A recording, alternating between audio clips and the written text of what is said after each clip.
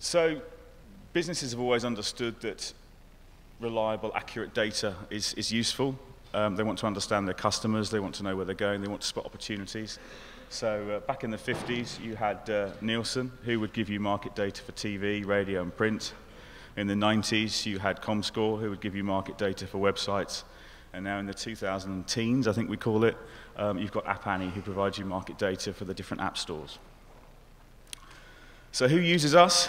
We're used by lots of different game companies. In fact, sort of 90% of the top 100 publishers use our data and our products and services. So we've got people like Supercell in there, Rovio, DNA, EA, Halfbrick, etc. But we're also used by social media companies such as Skype, Facebook, LinkedIn, Twitter, and WeChat. Increasingly, our data is being used by investors. As you can see here, we're also used by platform owners such as Google, Amazon, Microsoft, AT&T, increasingly by big media companies who want to leverage in the mobile space their properties, so Disney, Warner Brothers, HBO, Sky, and increasingly by advertising agencies such as Saatchi and WPP. So what do we do with all this data that we collect? So basically we have 3 products, 2 of which are free. The first is the analytics product, and this is aimed at developers and publishers. And this enables you to track your own app's sales and downloads and reviews. All in one place conveniently. We save your data for you, so you go in there and you can check how your own products are doing on a kind of day-to-day basis. So this is used by over 350,000 apps currently. The next product is the Store Stats product. Anyone can use, just go onto the website, register, and this will show you the rankings, pricing, and placement of any app. And we currently track almost 4 million apps across the different app stores. And you can see that we support the different app stores across the bottom there. And then thirdly, it's our intelligence products, and this is the premium product. And this is if you really want to see the data behind those store stat rankings. So if you want to know how many downloads Clash of Clans really did last year, or how much revenue certain companies made last year, then we can tell you that through our data estimates. Okay. So now I'm going to talk a little bit about App Store trends in general over 2013. So in general, 2013 was a good year. Lots of good growth across both iOS and Google Play. As you can see here, Google Play overtook Apple in terms of downloads in the middle of last year. And at the end of the year, had a 15% lead in terms of downloads. So the Google download market is really growing. In terms of revenue, on the right here, both platforms showed excellent revenue growth. And you can see here that iOS is maintaining the strong leader in terms of revenue, and by the end of 2013, was currently generating over twice the yearly app revenue of Google Play. The increase in Google Play downloads last year came primarily from the emerging markets, so that's Brazil, Russia, Turkey, and India.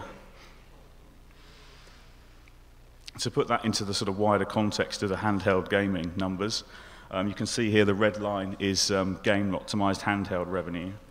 And you can see the blue line is iOS. So at the beginning of last year, iOS App Store game spend passed game-optimized handheld spend at the beginning of 2013. Then you can see the game-optimized handheld revenue really sliding as we get into last year, leveling off and then picking up again. Google passed the game-optimized handheld spend in Q2 last year, and overall, if you combine Google Play and iOS, consumer spending is 3 times the size of the game-optimized handheld market in Q3 2013. And this excludes all ad revenue as well, so this is just revenue through the different stores. So this is game download and revenue trends across the 2 different platforms, Google Play and the App Store. As you can see, games has been the leading category, driving App Store revenue, and is continuing to grow. In terms of downloads, they are leveling off across both platforms, but still lots of games are being downloaded across both platforms. If you can see on the right on the chart, Google Play revenue is even more concentrated in games, and I think that's largely the adoption of freemium and free-to-play games that have been pushed out into emerging markets.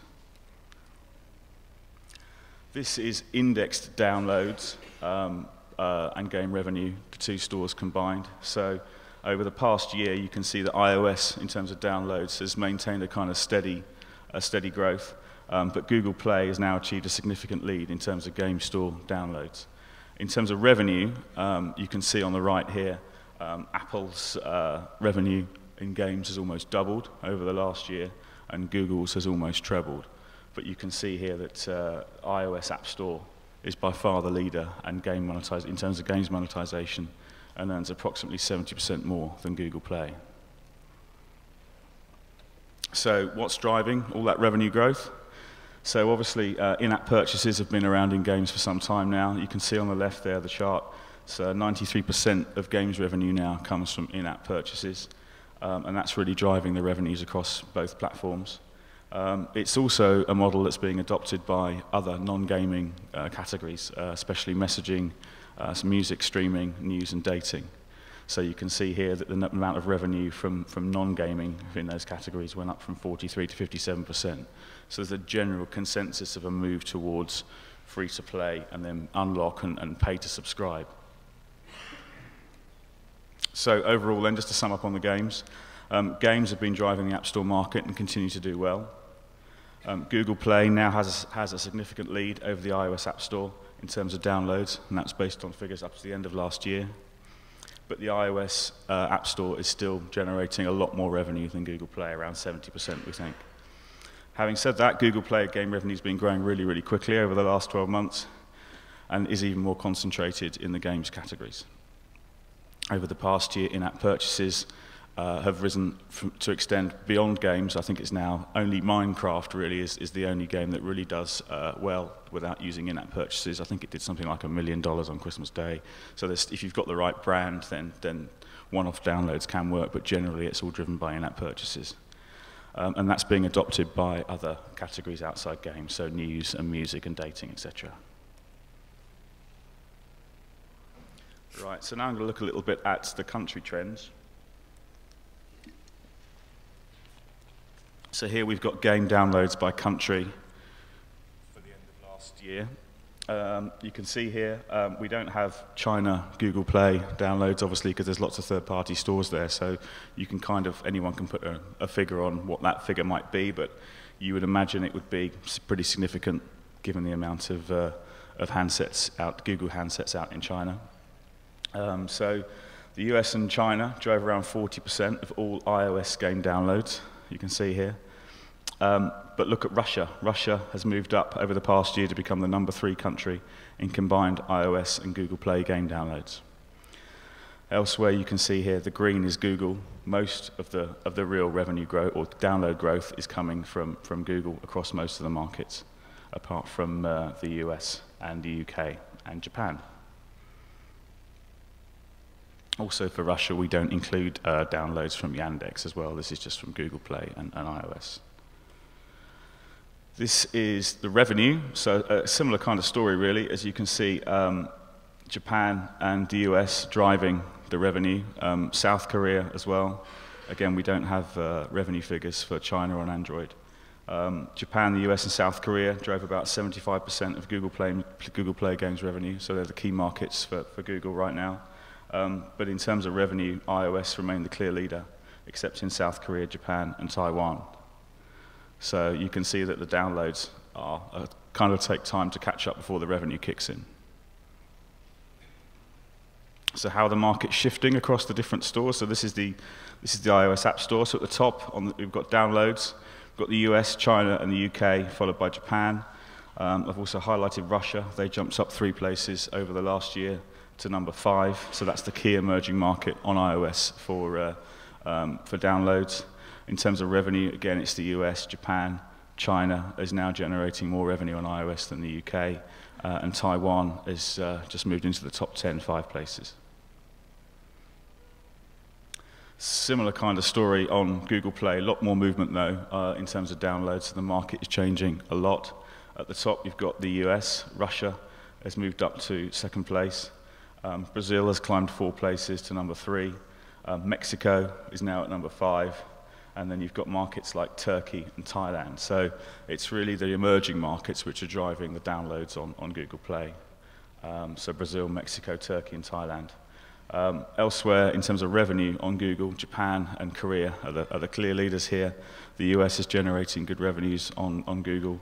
Germany and the UK always swap places, unlike in the football, for fourth and fifth. Hong Kong is now jumped up into the top 10, 15 places, and that's largely down to Google Play adding carrier billing in the summer last year. So if you want to get into a market that's going to grow quickly, keep an eye on what Google are doing, have a look. If you can get any insight into what's happening when carrier billing is going to be switched on, then try and get into those markets as quickly as possible and kind of ride that wave. So a little look at the kind of three bands of countries in terms of priorities and what state of the maturity that the market's in. So at the top in the blue, we've got the App Store superpowers, as we call them. So that's the US, South Korea, and Japan. So downloads are still growing in these markets, and revenue, sort of 2.5 revenue growth over the last year. So very important markets generating lots of downloads and lots of revenue, the more mature markets, if you like. Then we've got the BRIC emerging powers, so that's Brazil, Russia, India, and China. So again, download growth over the last year, almost doubling, revenue growth almost trebling. So the kind of revenue is now catching up with the downloads. And then the markets to watch, we think, in 2014 are Taiwan, Mexico, Thailand, Hong Kong, Indonesia, and Turkey. So again, download growth, almost doubling in some of those markets, and revenue growth trebling. So if you're not really in those markets, then you should be having a look at that. And I think some of the reasons behind these markets growing is that you've got a large middle class that's expanding. They're buying smartphones, network speeds are getting better, Wi-Fi connections are getting better, and these people just want to play games just like everyone else. So we can see the downloads coming first, and then the revenue coming later. So country highlights for last year, based on what you should be doing this year. So Japan and the US launched across both iOS and the Apple App Store and Google Play. China launched for iOS and used local distribution and monetization channels for Android. South Korea just developed for Google Play. And the other countries, if you're trying to stack your resources and prioritize, bear in mind that generally the iOS App Store monetizes much better at Google Play right now at the moment. In terms of which markets are emerging, Russia has made a huge splash, was number 3 in combined country and iOS gameplay downloads last year. Taiwan and China are growing in terms of iOS revenue. And the emerging markets, Brazil, Mexico, Thailand, and Turkey, are really driving downloads for Google Play. And then obviously Hong Kong, which added the carrier billing in summer last year. So now I'm going to look a little bit at category trends. So how are the categories shifting across the different app stores? So on the left here, we've got downloads. So you can see games is still at the top. Photo, lifestyle, social networking, all climbing. Not a huge amount of change on iOS.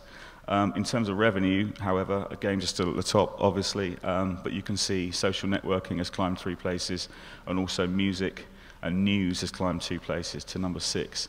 And I think that's largely down to these categories and those publishers adopting in-app purchasing, which is driving the revenues on iOS.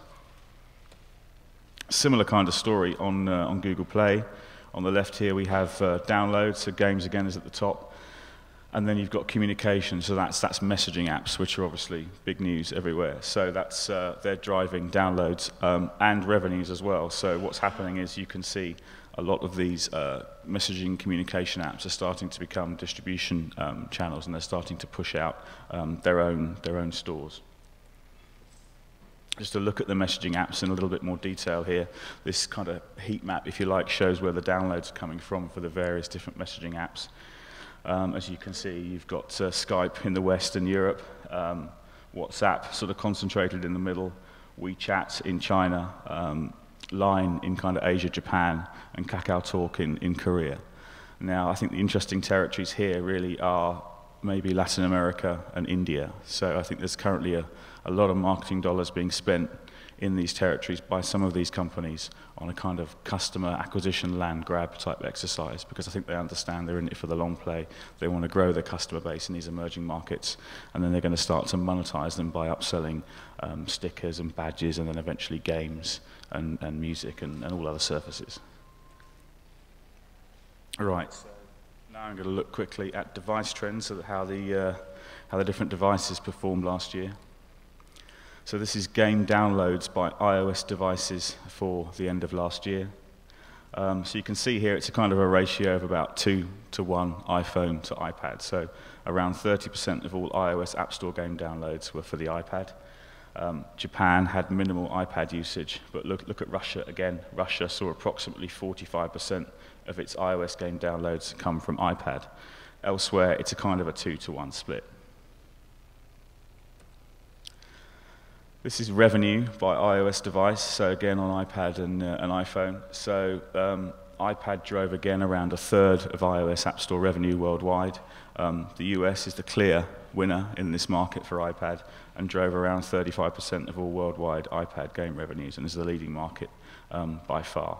Elsewhere you can see similar kind of ratios. I mean, iPad is popular in the UK, in Canada, in Russia, like I mentioned, but generally it's a kind of 2 to 1 split. Now a little bit at subcategory trends, a look at what happened last year. This is index downloads for iOS, the top game subcategories. So the action and arcade game categories were by far the most downloaded. But in terms of revenue, role-playing games generated the most revenue. And I think there's probably 1 or 2 key titles there which is skewing these figures somewhat. But I think strategy and simulation games tend to monetize better generally across both platforms. So less downloads might suggest that there's more revenue coming from those. Similar kind of story on Google Play. Arcade and action and casual led the game subcategories in both downloads and revenue. Again here, if you can see number 4 at the top in terms of downloads, racing was number 4, but it's not in the top 5 in terms of revenue. But card games is number 4 on revenue, but it's not in the top 5 in terms of downloads. So that might suggest that racing games, even though they're downloaded more often, aren't generating as much revenue, whereas card games, it's the opposite, not so many downloads, generating more revenue. And finally, a quick look at top publishers and apps. So a big well done to King. This is combined iOS App Store and Google Play downloads. Candy Crush top downloads on both the iOS App Store and Google Play. And you can see here number 2, 3, and 4 are endless running games, so they were the big runaway hit of 2013. Elsewhere, there's some familiar titles, so there's not many new titles in this chart, as you can see. Once games stay in the top 10, they tend to stay there. So you've got Fruit Ninja from Half Brick, which I think is 2, 3 years old now, if not older. Angry Birds, which obviously everyone knows, and that's the original version, not the kind of spun-out Star Wars version. So that's remaining popular. And then Real Racing from EA.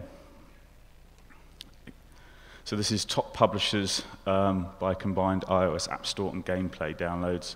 The top publisher was EA. EA had some high-profile hits such as Real Racing 3 and Plants vs. Zombies 2, so they're driving lots of downloads. Gameloft number 2 there was boosted by a number of titles that they did with movie tie-ins such as Despicable Me and Iron Man 3. Rovio topped Google Play downloads, whilst EA topped iOS App Store downloads, so that's an interesting split there. And you can see here that publishers from the US took 5 of the top 10 ranks, so it's US publishers which are driving the downloads, certainly across Google Play and iOS. This is the top games of 2013 across both platforms in terms of revenue. So like I said, simulation and strategy games performed really well in terms of revenue. We've got Puzzle and Dragons, The Hobbit, Kingdoms, The Camelot, The Simpsons, Tapped Out, Clash of the Clans, Heyday, etc.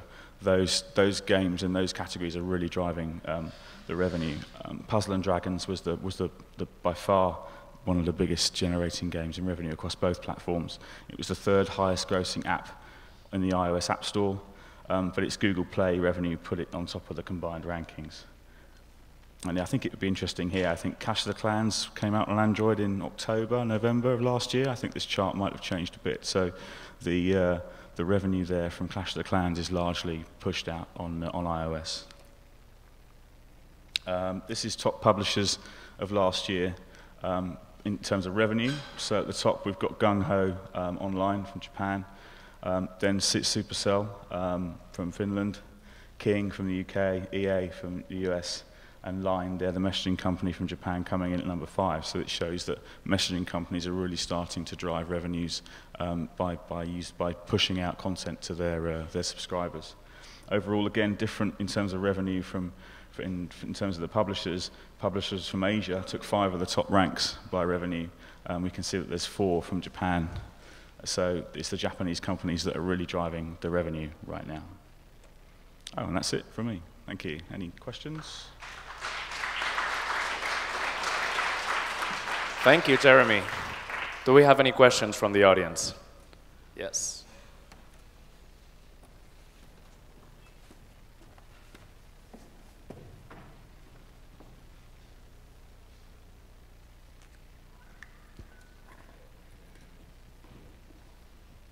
Yeah, thank you for the presentation.